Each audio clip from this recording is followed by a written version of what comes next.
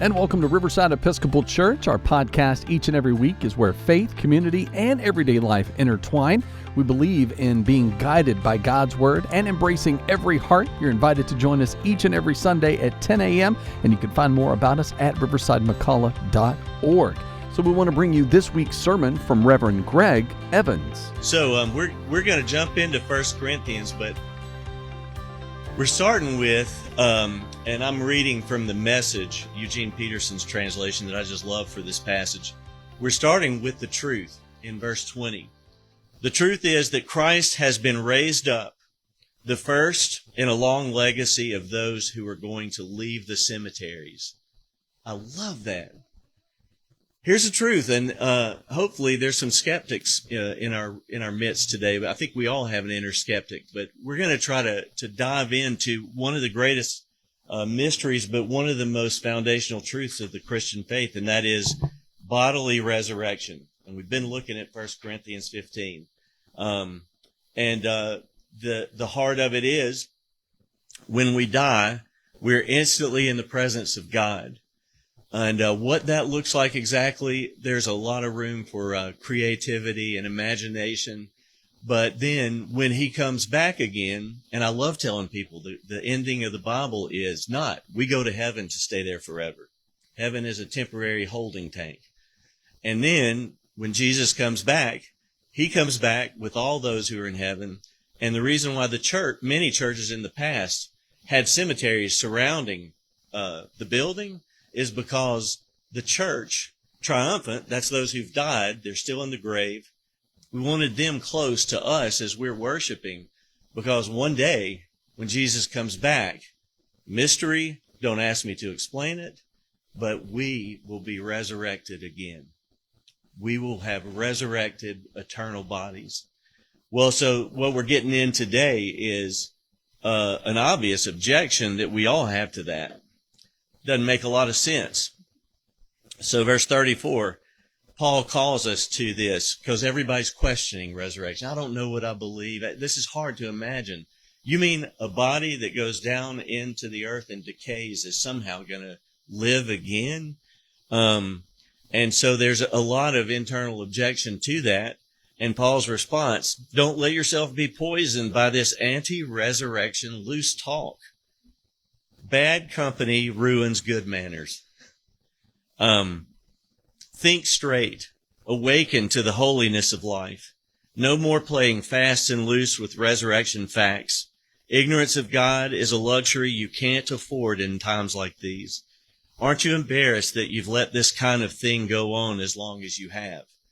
So Paul's being firm, but he's not judging the people. We're all struggling with having an active imagination and embracing mystery and believing things that aren't easy for us to see. So I want to get at the question that's asked is, let's look, can we have a diagram? I imagine ChatGPT, that's literally one of the translations. What is the diagram? That's what the believers are asking in Corinth.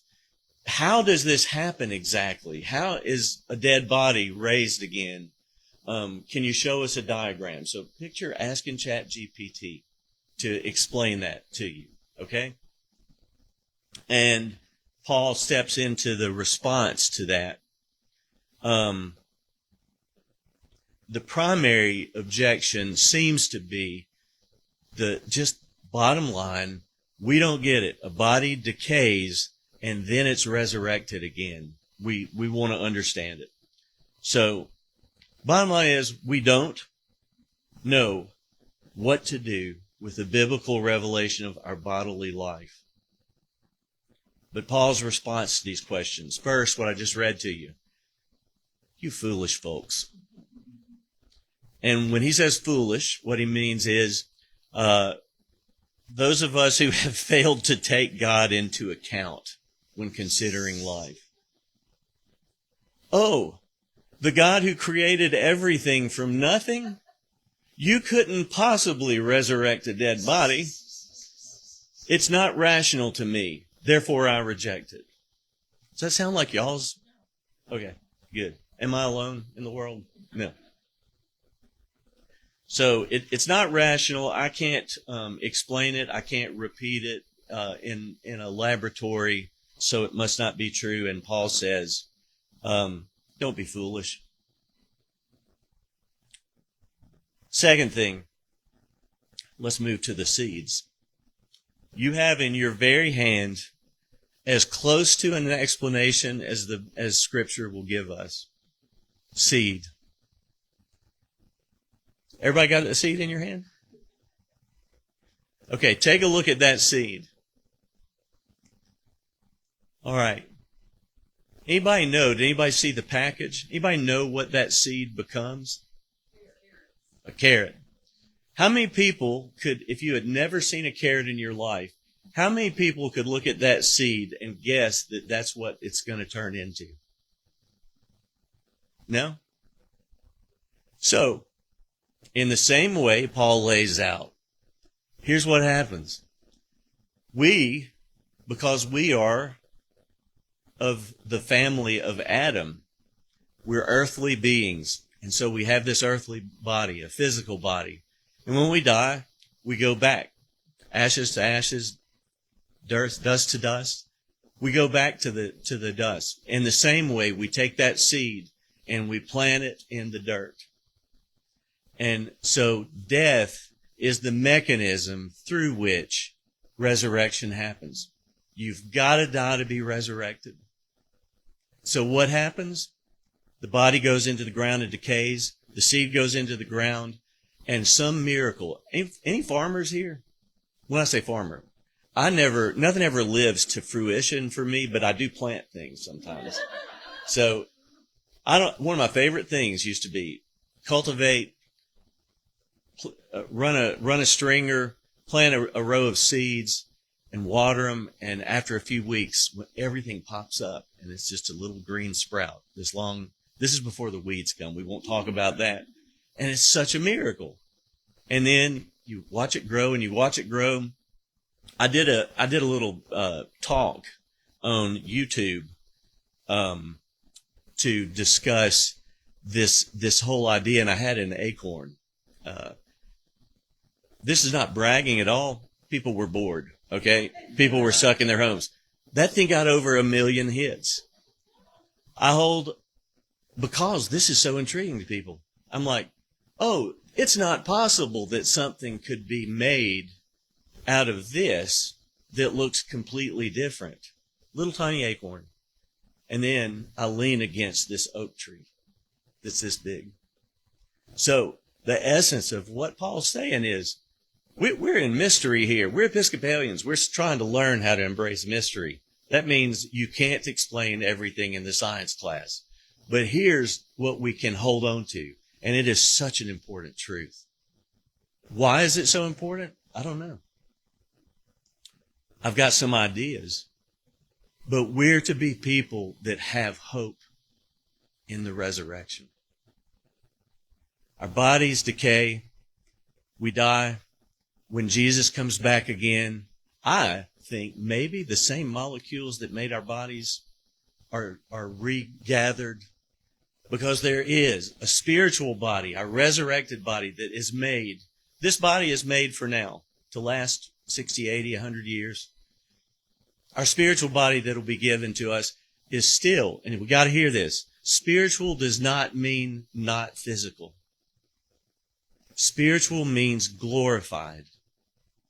Spiritual means a physical reality, a physical body, but that is made to stand the test of time, to last an eternity. I want to read a C.S. Lewis quote to you just to get at that. It is a serious thing to live in a society of possible gods and goddesses, to remember that the dullest, most uninteresting person you can talk to may one day be a creature which, if you saw it now, you would be strongly tempted to worship. That's our future. That's what we trust in. By the way, if you're sick of holding on to the seed, feel free to eat it or throw it. Does it poison us? I don't know. Eat it, throw it on the ground, do something, put it in your pocket. So why are we so resistant to this? First of all, we really do need to learn to embrace mystery. I don't know, but I believe. Repeat after me. Try that. I don't know, but I believe. See, that doesn't hurt that much, does it? I don't know. Mystery. Second, I was thinking about Leslie and I lived in a time, thank you, Leslie is my timekeeper, and she was like trying to get my attention last time, and I was so excited. And she's so beautiful. I try not to look at her because she distracts me. That's the truth. Bama football was not a happy thing when we were in college.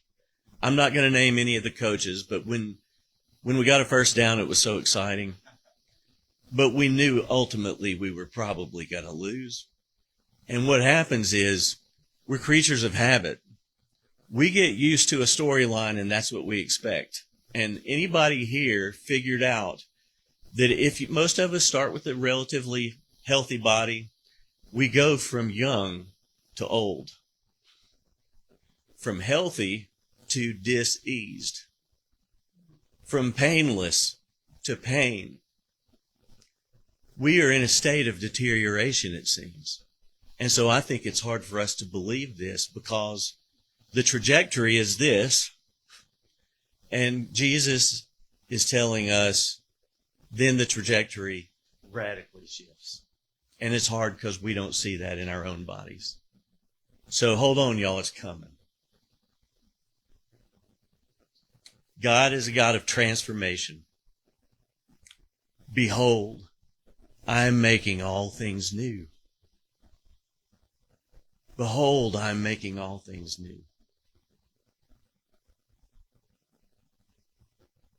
What you will be at the second coming will be different from your current body because it will be made for permanence.